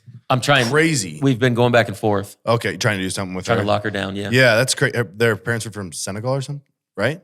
Crazy, right? Yeah, that's insane. Insane. And just, accepted to Harvard. Yeah. Crazy So story. we talked about this right before the show. Obviously, you're a consumer of the brand, a fan of the brand. And it's a little bit different. I think it's one of the coolest things about TNS is that it can relate to people without tattoos. And I think that's a common misconception is it's a tattoo apparel company. You have to have tattoos to have it. I don't even know if you have any. I don't. On your torso or anything. But nonetheless, I think that's great because the brand is so applicable to exactly what you do. Because while it's the same premise behind it, right? And that's the title of the podcast, right? Break the Mold Conversations. Correct. And that's literally what you do all day, every day is have conversations to break the mold or break the stigma of what a prisoner looks like, what they can become, what they can do while they're in, and how we can do this and what you can do to change that. And so you're really echoing the brand in a different avenue. Is that why? So where did you first see TNS? When you came to Empire next door? I knew it because I saw your social before then. Yeah. And so that was my first. Just scoped it out. Scoped it out, checked it out. But this shirt. Shirt, I literally just got done with Jimmy Rex, big monster out of Utah. Yeah. No. So I just got done with him and wore this shirt during it. Okay, sick. Yeah. He was like, hey. Right. Yeah. But it's so funny because you when I'm out in public with that, like my Boise businesses and I have this shirt, people automatically go, oh, you're the owner. You've bet on yourself. It's an interesting mentality. Right. Yeah. Right? And so you're like, no, but sure. Okay. Yeah. Sure, whatever. Yeah. Whatever you think, Yeah. Gene. Yeah. Yeah. But yeah, it is. I love the brand. I think you have found a niche. And I don't know, the early iterations of it, other than what I've garnered on social, which is, anyhow, I don't know if it was like a reason to prove people wrong. Because you can be tattooed and successful? Essentially, that's what it started. What it started as it was my buddy and I. We were working out all the time, and our parents were giving us such shit about getting tattoos. Okay. And why you couldn't do this and couldn't do that. And essentially, it's kind of the same thing of like, you're a prisoner, you can't do this, Correct. You can't do that. Never do so that. I think why you attach to that as well. But it was that whole kind of, it was having a fuck you without having a fuck you. Like, how do I fuck you, like say fuck off and accomplish what I want to do without walking around like this, right? Angry, right? Right. That's the whole thing. Those people that are so angry. And again, the anger is like, I'm sure you've heard this, it's a secondary emotion, right? So it's coming from an insecurity. It's coming from a lack of purpose, right? Yep. So with all of that being said, we wanted to create something that created a community for people that they could identify with that empowered them. Love it.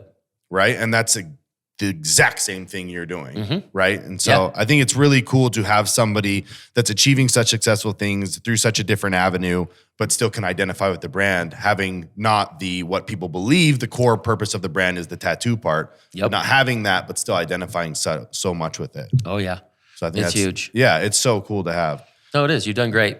Thank you, dude. I appreciate that. So I'll take a little side jab here. We got TNS, we have our next launch. It's next Friday. We're calling it Don't Wait for the Weekend. I love it. The inspiration behind it is it's the stuff you wear it on the weekend to the barbecues, to the lake, for the fun stuff.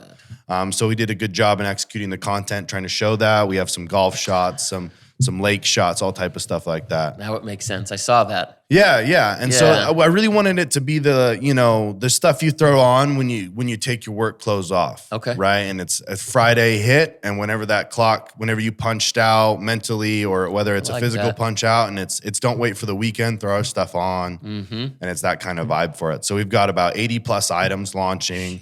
Tons of colorways, hats, sports bras, sweat shorts, tank tops, cutoff hoodies, all sorts of things. So and the colors match, like you were talking about. Colors match, yeah. So we Pantone match the colors to match certain sports teams to try to invoke that. We all have the tee we threw on that was our favorite college team tee that we've had for a long time. And that's kind of what I want these to turn into for people, is that one of those ones that sticks around because it reminds them of whatever their team is or college is or whatever that may be. I love that. Yeah. So how did the jerseys do?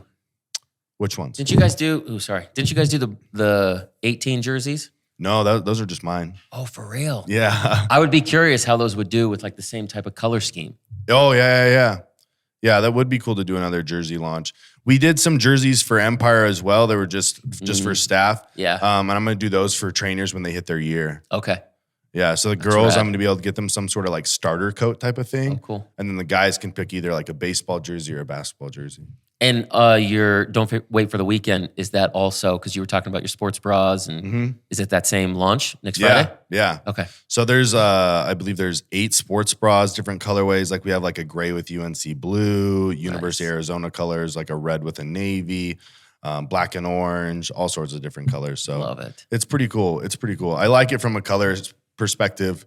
Just fits summer, fits that vibe, fits the weekend type of whole theme. I love that. Yeah. I was listening to your one of your things, and you said that what shocked you, or you love to package stuff. Yeah. And it was interesting that a lot of your stuff, if not most of it, or majority, whatever we want to term, comes from the East Coast. Yeah. Yeah. It's kind of strange. Uh-huh. Yeah. We have a lot of East Coast customers and a lot of Texas. Really? Yeah. Interesting. Yeah. It's weird. Is that where you pulled because you're doing Alabama? You're doing Oklahoma. Mm-hmm. Yeah. Arizona, Baylor. There you go. Yeah, we got the Baylor green and white. That'll look dope. And we did a green and white with the black and yellow hat. Okay. So they get the yellow and the green. Nice. Mm-hmm. That'll be rad. Next Friday. It's going to be pretty cool. Good for you. What do you think is your kind of next? Is there something on the horizon that you kind of have your sights set on for a new, maybe not a new venture, but a different avenue for the current venture? Or is the current, year 18-month plan to drive into this to increase the No. My goal is my bigger picture now. My venture is the inner circle. Okay.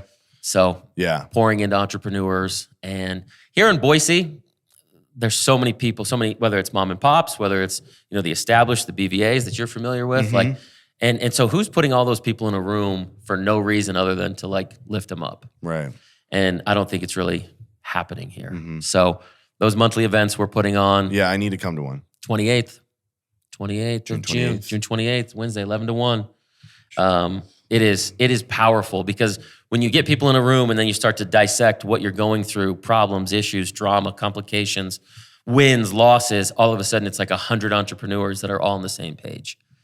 And it creates What is it? Inner circle at what time? 11 o'clock. 11 to 1? Mm-hmm. Okay. The 28th. It's in there. This one's going to be rad. I actually have a guy flying up. It's in there. I have a guy flying up, Brian Panuzzo, spent 20 years on Wall Street, bond trader, big monster, athlete, 6'6", great shape, but just did everything, literally Wolf of Wall Street style. And he'll tell you it, literally just waking up at 4 a.m., whiskey shots, and just trying to get through life on Xanax and codeine and successful. Full run. Quote, unquote. Yeah. Right? And then just literally was on the brink of just losing everything. Family, finance, the whole nine. Even though here you are, killing it, quote unquote. Yeah. Right? 15 seconds. But he's flying up from Southern California, and it's going to be a lights out event. It'll be dope. That's the next picture. I want to pour into entrepreneurs. This is my question for you and for everybody listening. Do you genuinely have 3 people that'll come in your house and say, Zach, how much money did you make this week, and not want any of it? I do. Yeah. There you go. Yeah. And I bet you definitely could count on a handful. You probably don't know 10 people who could say the same. Right. Because it's always, well, if he made this, how do I feel less than? Yeah. If he wrote this payroll check. I think that's a lot how my circle's changed over the years. It is, right? It's beautiful. Right? Yeah. Because now you're like, man, I did 43 this week. Oh, bro, I did 42. I did 40. I did 30. I did 9. Yeah. And it's this healthy competition where you're all trying to make millions for the right reasons. Right. That to me, that's what the inner circle is all about. Okay. I like it. Man, I'm excited. I'm fired up about it because I don't think anybody's doing it. How many people will be at the next one? We'll have almost 100. Okay. And where's it going to be? Eagle, basically by the village. Okay. Yeah. Sweet. I don't know the addresses yet. I know the address, but I don't know it. Okay. No, you're good. So you mentioned, I think one of the cool stories is, and I heard you say it on the podcast about your wife. And it's the same wife. You're like, it's the same wife I had before I went in, same wife I had while I was in, same wife I got now. Yeah. So obviously she's played a major role in your life, in your success. I always say that the partner needs to add to, right? Bro. And so I see a lot. I would say I see a lot of young men commit this more than a lot of young women. I think a lot of young women tend to get out of things quicker than young men stay in things for too long. I call them suckers. Yes. Right? They just suck the life out of these guys and it's because I get it, they're pretty. Yeah. But there's a lot of pretty. There's a lot of pretty. There's a lot of pretty. And pretty really sucks when you're laying, like you said, looking at the ceiling, unfulfilled. Unfulfilled. Right? And so I think that's a hard conversation for people to have. Very. Is what does it add to my life? Mm-hmm. Right? And so obviously your wife has added a lot to your life, and I'm sure you're extremely thankful for her. But what is family in all in its realm? You mentioned your dad and the attacks that he took and stuff like that. So you've obviously had I wouldn't call that a negative relationship, but I would call it a tumultuous relationship. Oh yeah, it was tumultuous. It was difficult. Oh yeah. Relationship with him, and then obviously a rock with your wife. Mm-hmm. What was the lifestyle that the improper habits you learned from him? Maybe highlight on that a little bit, and then what your wife probably did to help you correct those. Yeah, because I imagine those conversations happened a lot. They typically do. Oh, daily, right? Daily. So I'm sure she's helped you with a lot of those things. But what were some of the things that you had to unlearn from him that she helped you? Such good questions. Yeah, my dad was a monster. Growing up, my dad was actually a bodybuilder. And so we would walk in and, 6'2", and Italian and tanned and yoked up and one of the most violent dudes I've ever met in my life. And so my growing up years was with, Chuck Zito from Oz and running with the guys, Mel Chansey from HA and, Pops was the VP for a very long time before he went up the river and died 18 months ago. And that relationship was toxic, period, end of story. So I was 8 years old. I tell funny stories now because he's gone. I was 8 years old driving around with him and, be picking things up and whatever. And he would see women and he would say, if she had a better face and a different body, she'd be attractive. So just a different person. Got it. So if it wasn't her. Right. And so he would have all these one-liners, and so growing up, you're like, man, I don't even know what just happened. Yeah. First of all, I'm riding in the front seat. Am I learning anything here? Right. There's no seatbelt. I'm fairly certain it's a Monday. I should be in school. Nonetheless, what's this duffel bag? Yeah. Don't look in that. Don't do it. It's a red one. Don't zip it up. It has meaning. Anyhow, so growing up with that, what I tell people is I learned all the things not to do as a dad, which to me is way more valuable than if it's experience. Man, if you and I could fail faster, bro, sign me up. Yeah. Hire fast, fire fast. Yeah. And take accountability. My bad. Yeah. I think that's one thing I learned. I was such a shitty employee. And it's because I wasn't an employee. Yeah. There you go. Yeah. Yeah. Right? I was in the wrong spot. Yeah. 100%. But had to learn all those things. Yeah, you did. Yeah. So he taught a lot of those negative lessons, a ton of those negative lessons. So what I think, if we're talking to the younger generation, the guys that we know that are in these toxic relationships, because she's got a great glutes, if we're being totally honest, right? That's why we're there. But Melissa, my wife, I made sure she knew what she wanted to do. Okay. And so when we got together, she was like, I just want to be a mom. Okay. Coming from my background, I knew I needed somebody stable in the house. Yeah. I couldn't have somebody that wanted to be equally yoked with me, wanted to be an entrepreneur, wanted to set the world on fire. I've given, 10,000 of speeches. Melissa's never taken the microphone, refuses to. Yeah. Refuses to. Yeah. And even if it's a small intimate, I was at an event in Nampa, small intimate, maybe 300, and the catering was taking longer, and so the event planner comes over and goes, hey, do you want to? And she was like, absolutely not. He'll talk forever, don't worry. So none of it. She wants none of it, but I give her all the credit in the world because we've got 4 little ones. I can take those 4 little ones to Europe. I can take them to Chipotle, and they're going to act the same way. Melissa is militant with her routine with our little ones. Super mom, 100%. Our 2-year-old's never gotten up in 2 years and goes to bed at 8, wakes up at 8. She is dialed in. And so for me, that having it done, and she takes care of everything. I have all this going on out here. I don't even know what our household bills are, but I don't want to know because I don't want to argue with her. Right. How much did you spend here, and what did you? I don't want to do that because I want to be over here. This is where I'm. This is where I'm best. This is where I'm good at. This is where I'm great. You're great at this. Yes. So do you think Sorry to interrupt you. Do you think one of the key things to success in young, old, whatever relationships is the roles. Yeah. Identifying roles. What do you want? What do you want out But of that this? kind of goes back to the whole thing you said for any type of success is purpose. 100%. And role is purpose. Uh-huh. Right. I tell these young guys, these girls will fit in one of three places. And I apologize to the women in advance. If you know me, I mean this genuinely. They fit in your head, they fit in your heart, or they fit in your pants. And if you haven't figured that out, it's time to. Right. Because it's okay if she fits in the latter. Yeah. But at least have that dialogue with her. Right. Right?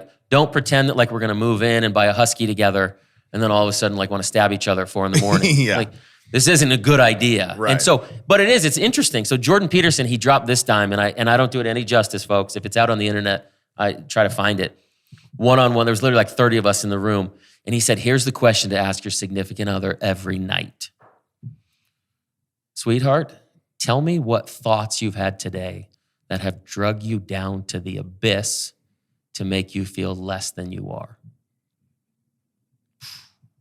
Right. And he said, don't fix them. Don't do anything. Don't comment on them. Don't Just try to fix sponge them. 'em. Just do it, right? Yeah. Then he said, if you're a real good dude and a real intelligent husband, once a week for 90 minutes, you'll take her out of her environment and you will subconsciously build up all of those abysmal thoughts.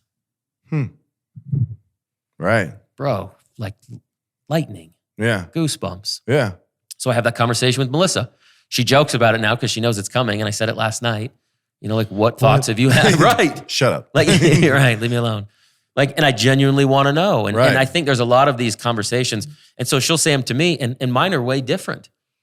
You know, like I'm So I think that's scared to probably one of death. the most important things is just to have the Have conversation. to have it. Have the to have it. conversation. Bro. And I think to your Check-ins. point, yes. Because these are what relationships look like now. Is this? Oh, dude, right? And you watch them at dinner, dinner? and just sitting. Or Zach And and, I'm I like- are at dinner. Yeah, and it's like I know you're on TikTok because that's my same swipe Yep. motion. And I can see you're active right now. Yeah. Right? Yeah. You're not listening. yeah, No, but I agree. I think it's that real dialogue. And I've had this conversation with people, and it's tough to go home and whiteboard it with your significant other and just say, here, like, where are we? And here's the thing. Jordan talks about sex. I'll drop out this on you guys as well. And so he'll say, there's a lot of guys out there that are like, oh, I need a blowjob or whatever. Okay, great. That has its place. Jordan says, if you and her disagree about sex, this is going to be a very difficult Right. life together. And so there's seasons, right? Whether it's you've got a little guy, you get it. Yeah. There's seasons to life. There's busyness, there's right. But in general, if you said, okay, this is what I need to fill my cup, right.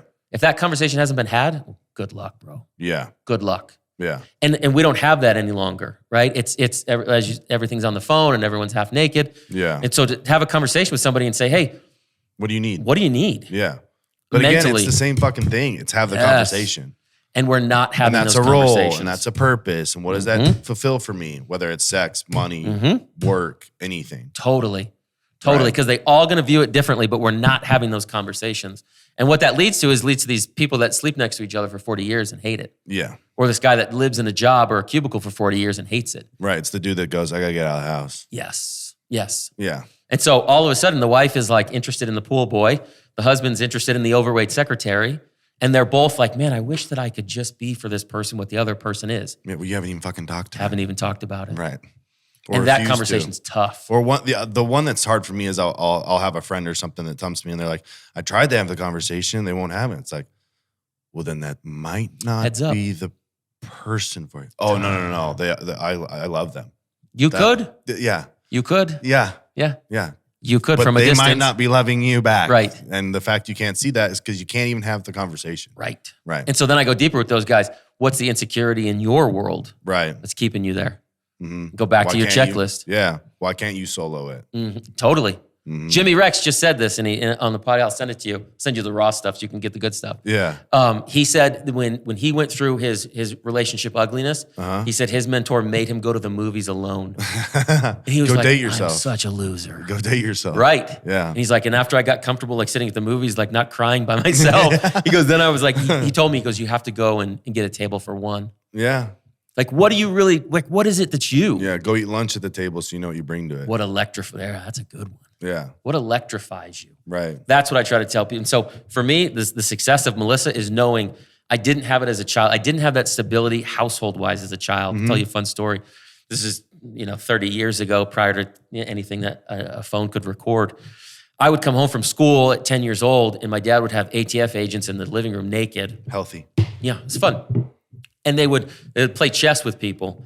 So-and-so needs to go down for this. So-and-so said this. So-and-so is going to get that. And it's chess. And he'd have their clothes and their belongings in the back with our Rottweiler Frisia. And in order to play with Frisia, Pops would have to put on welding gloves. Super nice puppy, right? Yeah. Friendly. And so there they were, 3 ATF agents quarterly, just naked in the living room talking about who's going in, who's going where. So coming home, it was always just like this anxiety, right? Constant. You had the town in your living room. Bro, insane. And so literally at 16, I'm driving half of HA to strip clubs, to pick things up or pick people up because I was the sober kid. Yeah. Helpful. Right? Super helpful. So glad I had a son. I was the clean one. Yeah. Check that box. Yeah. And so now, you fast forward and I know for a fact, it's 7:52. I can guarantee our 2-year-old's 8 minutes away from being put down in the crib. Yeah. You know what I mean? All the kids have been fed. I never worry about the refrigerator. I never worry about the electric bill. Like Melissa's purpose in life is that stability. Mm-hmm. And if I have that She's stability, bro, I can light this motherfucker on fire. Yeah. And that's what I do You carry the torch. She makes sure it stays lit. all day. And you got to come back home to that. And I think for us guys that win, Mm-hmm. there's going to come a point where you're, whether it's your current one or not, and I don't mean that negatively, No, that one is going to have to build you up in some capacity. she does. And she can't feel that it takes away from you. Right. Like No. it doesn't make her any less than Mm-mm. to say like, hey, this is you. Yeah. Like this was all you. Yeah. See, that's the greatest thing about Cassie is her name, who I'm with, Yeah. is that she has brought so much simplicity to my life. There you go. Right? She has calmed me down so much. She has brought so much simplicity and organization. And That's it. yeah, it's so stable. Mm-hmm. And you need that. Yes. You need that. And as it all starts Chaos to grow, is not good. not good at all. No, those people are like, they know they're toxic. They're like, well, we're like working through things. And Right. Throwing forks. yeah. Right. We're It's just not good. right.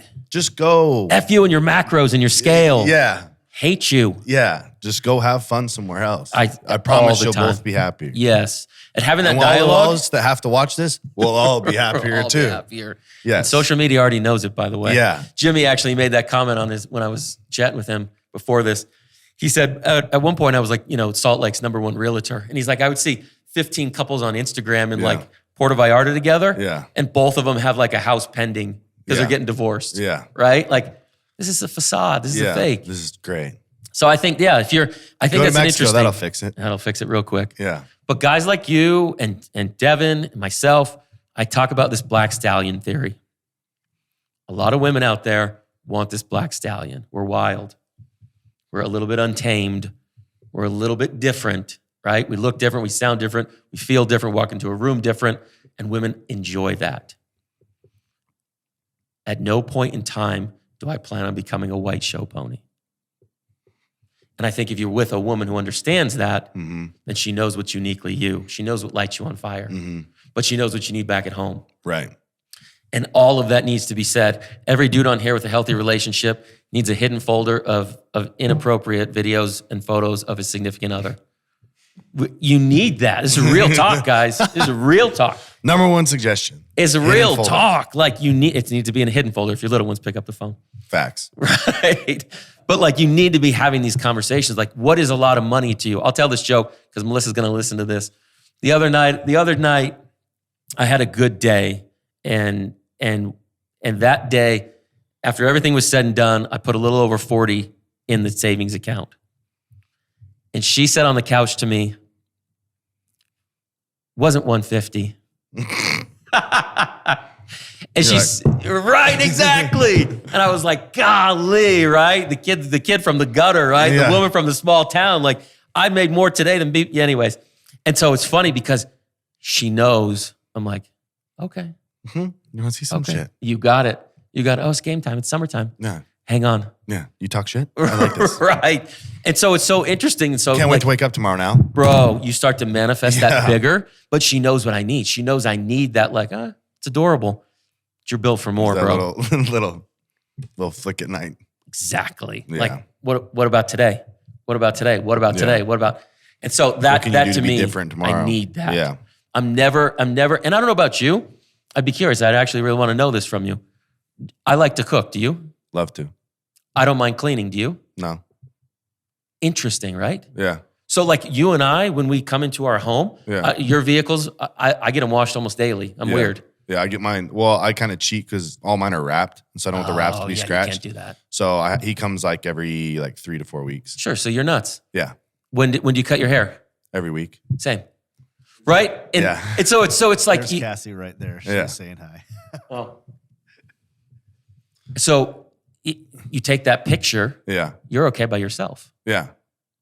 I'm okay by myself. Right. You know what I mean? I don't want to be. I don't want to be. Appreciate the value added. Yes. Yes. And I think that's where these guys, whether it's the Jimmy going to the movies by himself, or whether it's you and I going, I can clean my own house. And by the way, I can pay someone to clean my own house. Yeah. But I think the I weird want thing this. is that people don't understand that value has to be added. Right. And that's every relationship. Mhm.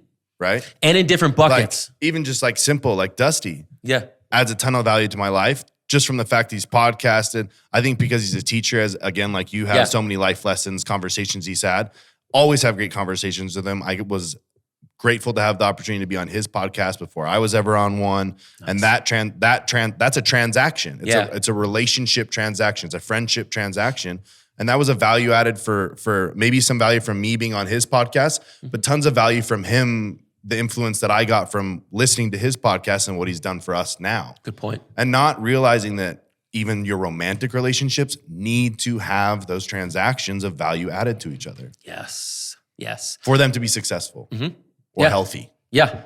And then take it a step further. I do it with my little ones. So as they start to, conversate, whether it's phones or watches or whatever, it's those habits as you build up. So like with Beckham, if he goes and starts to ride a bus and he gets his little watch, that he can communicate on every day, it needs to be that same message. Right. When he leaves, hey, you got this. I'm proud of you. You know, remember who you are. I love you, whatever it is. Yeah. Because like when the days when you're gone, he's going to have that, man, every day my pop said this. Yeah. Man, that made me feel good. Yeah. And he's going to carry that little by little by little by all that legacy on. Yeah. And I think as men, we have to remember that. Yeah. What value are we adding? Cassie brings this, great. What am I bringing? Right. What does she need on a daily? Even if you need to set your phone, I tell this to guys all the time. Yeah. High performers that are busy. Even if you need to set an alarm in your phone, a reminder. Yeah. That says 8:45 a.m. every morning. Send something sincere to the significant other. Right. Bro, do it. Yeah. Do it. Yeah. Like pick something. There's a million things, right? We go through this all the time. I'll go off on a tangent real quick. This was an interesting. So I had this conversation with, anyhow, it doesn't matter. His argument was this: most people are asking you how you're doing, and nobody really gives a shit. Right. So now I'm forced into a conversation with somebody who doesn't really care. Right. Facts. Right? Yeah. Bro, when he expanded on that to me, I know Devin's cracking up, but it's when you really, hey, how are you? But like, no, here's what I really want to know. Yeah. I want to know how Emily is feeling about her course that she's doing. Is she filling it up? Yeah. And does she feel less than if she's not meeting her own expectation? Like let's really talk. Yeah. Let's really communicate. Yeah. And so I used to talk, I'll take it back to the prison. I told the guys on the yard, we're going to remove the F word. Well, that was funny. Fine. Yeah. You got it. Yep. Bro, don't tell me you're fine ever again. Yeah. How are you? You Fine. watch Italian Job? Yeah. Yep. I love it. The fucked up, insecure, neurotic, and emotional. Yeah. Fine. I'm fine. What's he say? He's like, there's people buried under the prison or something that are fine or That are something like fine. that. Yeah. Yeah. It's true. Yeah. It's like, so change your dialogue, folks, with yourself. When you're brushing your teeth at night, stop picking yourself apart. Stop comparing your chapter 1 to chapter 15 on social. Stop living in someone else's significant other's life, right? Like get right with your own, get right with your values, and then figure out if this person is next to you, what are they adding to you mentally, physically, emotionally, spiritually, financially, sexually? Write those down, whiteboard it. Here's what I want out of it. If we want the same thing, well, then let's do this. Let's rock. Yeah. If not, man, it's been fun. I love you. I appreciate it. Love it. Yeah. Let's end on really good terms. And when people are like, hey, why'd you guys break up? You'd be like, let me show you this page. Yeah. Because 5 years from now, we're going to hate each other. And we're going to have 2 Shih Tzus and a hamster, and it was going to be a train wreck. Yeah. Yeah. And 2 car payments you didn't want to pay for. So true. Yeah. So I think you and I could probably talk for 4 hours. Forever. Yeah. Is anyone awake? Yeah. But one thing I like to end the podcast with, and thank you again for coming on this. My pleasure, brother. Love the conversations you and I have had just at the gym, via messaging, all sorts of things. But one of the things I like to end with is what's the worst advice you're given and what's the best advice you're being given? Yeah. The worst advice has always been given to me. by people who have a small vision of themselves. Yeah. Small minds have really big things to say. Yes. Yeah. Back when I was managing money, and you could say this out loud, now you'd probably get in trouble with HR. When people would try to give you advice financially, because they're always money motivated. Yeah. It was like, well then, like pull out your wallet. Right. Let's have a conversation. If you're going to give me financial advice, show me how much you got. Right. And so in today's world, I think there's a lot of that going on. Like, hey, don't touch the stove. Yeah. Hey, be careful. Hey, don't say, that could be mean. You can hurt someone's feelings. Yeah. The worst advice I've always gotten is just play it safe. Mm-hmm. Yeah, the worst one I always say is be realistic. Oh, It's pretty much the same. Yeah. Yeah. It doesn't happen. No. It doesn't exist. No. And neither does balance, by the way, folks. No. You're going to have a great year financially, and so your body's going to take a back seat because you had a great year financially. You're going to have a great year with your body. That's because you had no money and you lived on top fucking ramen for the year. Like, Yeah. As soon as the plates spin perfectly, you just level right up. Yeah, and that's the whole thing that we talked about, is that when you like, people think as you climb the ladder, it somehow gets easier or some shit. It's the same one as, and you'll appreciate this, is that people think that people that make more money pay less taxes. Golly. That's my favorite one. Oh, it must be nice, but your tax bill is nice. Mm-hmm. Please trade me. Yeah. Just so for everybody to be super clear, in California, I lost 43% of every dollar I made. Yeah. I was telling Chris today how much it costs to run payroll. Oh, bro. No, okay. Yeah, Let's not even like, get into what that. The fuck? If you have an employee that makes $10 an hour, they're really a $15 an hour employee. Yeah. Always. I was explaining always. like how you have to have workman's comp insurance. He was like, wait, what? And I was like, yeah. FICA, Medicare, Social Yeah, Security, yeah. state taxes, I was like, it's really federal fun. taxes. Oh, on top dude. of the insurance, rent, utilities. Shopify fees. Yeah. Merchant fees. Absolute. Like, Yeah. yeah. Yeah. And so you start showing people like, We talk about my best like, friend and I. not all the dollars just stay in the bank account. Dude, my best friend and I have this talk all the time. When people go, oh, the business makes, we're like, whoa, time out. Gross or net? Yeah. Yeah. Like, let's qualify this real quick. Yeah. Don't tell me you made 1.4. Top line, bottom line. Yeah. Let's figure it out, because it is a different world. Mm-hmm. You can make $1.4 million, you can spend $1.6 million. Easily. You're bankrupt. Yeah. Yeah. Easily. So yeah, that's a fun talk. But yeah, worst advice I've always gotten is just anybody that's got a small mind is going to tell you. And most of the time, here's the tough part. Most of the time, the people will tell you to play it safe. They're the closest ones to you because they mean the most. Right. They don't want to get pushed out. Yeah. Don't change anything. Don't I really like move. where Don't we're change. at. And I'm comfortable here. And if you outgrow me, we might not have a relationship. Yeah. And you know what? It could be your parents. Yeah. Could be your. I think being comfort is the wrong way to go. Bro, 66% of America is obese and comfortable. Yeah, that's a good way to put it.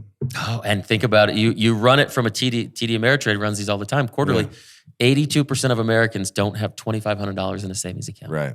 You said, yeah, that one's wild. Woo! Yeah. We're literally one tire That's pop. 4 out of 5 Dude. from not being able to fix their car. And I believe it. Like if we just cruised up here to Walmart or gay Target, lesbian Target, transgender Target, we're going to call it transgender Target. I just made that up. TT. I made a shirt, like a bullseye red. Anyhow, you cruise up there. I bet you would literally ask people, like, you paying for this with cash? No shot. Yeah. So that's you want to talk about the real pandemic. Yeah. From that, spinning the other way. Yep. Best advice. Man, find your tribe. Yeah. Find your tribe in every facet of life. Find your tribe in a significant other. Find your tribe in deity or God or whatever you're going to think is a higher power. Find your tribe professionally. Find your tribe personally. Find your tribe as quick as possible. And the way you do that is A, you're authentic and vulnerable, and B, you emulate love. I love it. 3 things I'm taking from this. Find your purpose, right? Yeah.